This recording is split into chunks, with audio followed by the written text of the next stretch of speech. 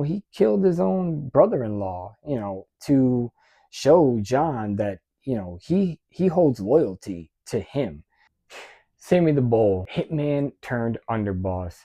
And his story is actually kind of crazy. I mean, the man started out at 10 years old. He got his nickname because a couple of kids stole his bike and he confronted them and then beat the hell out of them. It's funny that a lot of people love him and a lot of people hate him, but his story really is intriguing. He was part of the Gambino crime family.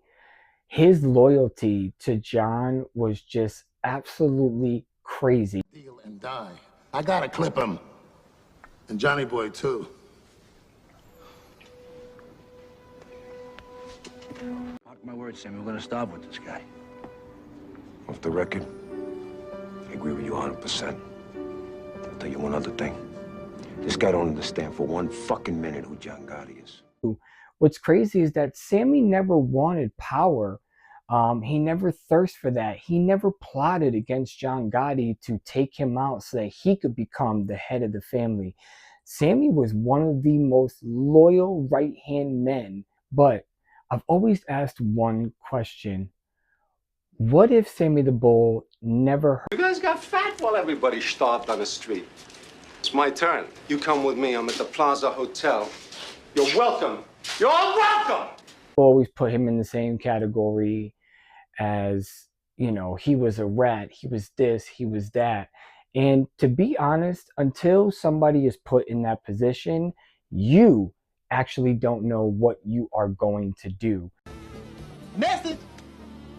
Here's where I've always wondered if the FBI never actually really got John Gotti's conversation when they finally found out that John Gotti was actually going upstairs to conduct business in an old woman's apartment. The whole time the FBI had the downstairs, his nightclub, bugged, and come to find out they weren't getting anything but a whole bunch of background noise because there was strict instructions that nobody conducts or talks about business in that club that John Gotti owned unless you were upstairs in that apartment, and that is where you discussed all the hits, all of the different things going on in the family. Stay the hell off the street, let P run Queens. Got it.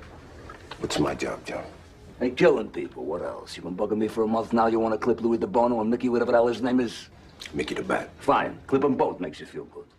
This is making me sick. I love that guy. And what am I gonna do? I'm gonna whack him? I tell him 1,000,000 times, will you slow it down? Telling Sammy to slow down, you're doing too much, you're going too fast. You don't have to wind up at every goddamn dime on a plate, spread some cheer around, but what the fuck am I talking about? Frankie, the guy worked out Louis Milito, Louis DeBono, Mickey the Bat, and DP, and they're all in business with Sammy. They're in business with the guy. Whether John was venting or not, and whether Sammy the Bull really was going all out and had all these different companies. Look, the man was smart, no matter how you look at it. Give me that newspaper.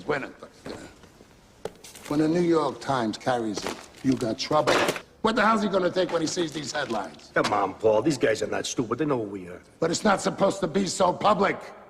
John Gotti was the one that was making his life publicized and making a big publicity out of his own court cases. And, Sammy did a lot behind the scenes that we later find out once Sammy turned.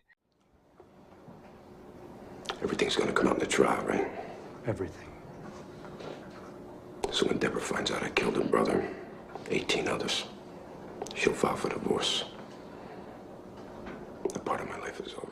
But if those tapes were never heard, I honestly believe, no matter how much Sammy likes to admit it or not, I don't think he ever would have ratted if it wasn't for what John Gotti said on those tapes. Even in the movie, that is what made him turn on John Gotti. In the movie, they do portray, that John Gotti and Sammy the Bull were talking, and Sammy asks him, how could you say those things about me on the tape? And John Gotti's response was just, they're just tapes. We were just talking, and it doesn't even mean nothing. No, that means something. That means you were letting out your true feelings. How could you say those things about me, John? Hey, tapes are tapes, man. Don't mean nothing. I'm talking, right? Some fucking talk, you know? Yeah, some fucking talk. You backdoored me. Well, I was your underboss, and I was out there whacking guys for you. Right? And when John Gotti wanted somebody in the ground, John Gotti called Sammy Gravano.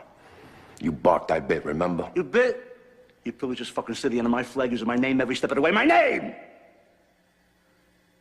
You're a selfish prick. Come on, I mean, what is Sammy supposed to do? What, is it all my fault now? It's not yours? With all your $2,000 suits and all your front-page Dapper Dan shit? John, you beat the government, you're supposed to walk away humble. You're not supposed to stand there in front of TV cameras crowing about it. He did what he had to do to save himself, because at that point, the blood oath was already broken. Tons of people, not just him, he's just the more famous one, but tons of people have turned informant. Tons of bosses and underbosses turned informant, and they were wearing wires to save their own ass. Once they took that blood oath and had the card burned into their, hand, and they basically put that family before their actual own family. Once all that is broken, who's to really say that you have to follow anything? So anyways, what do you think? Don't chew me in there like, oh, it sounds like you would be a rat and this and that, because it's not the point that I'm getting to. The point that I'm getting to is that Sammy the Bull was one of the most loyal underbosses, hitmen, soldiers. I mean, he did a lot to prove himself, and even to the point where, he killed his own brother-in-law, to show John that, he holds loyalty to him. And John is the one, again, his mouth destroying his entire family. So let me know what you think. Much love, like, share, subscribe, and I will see you on the next one. Peace.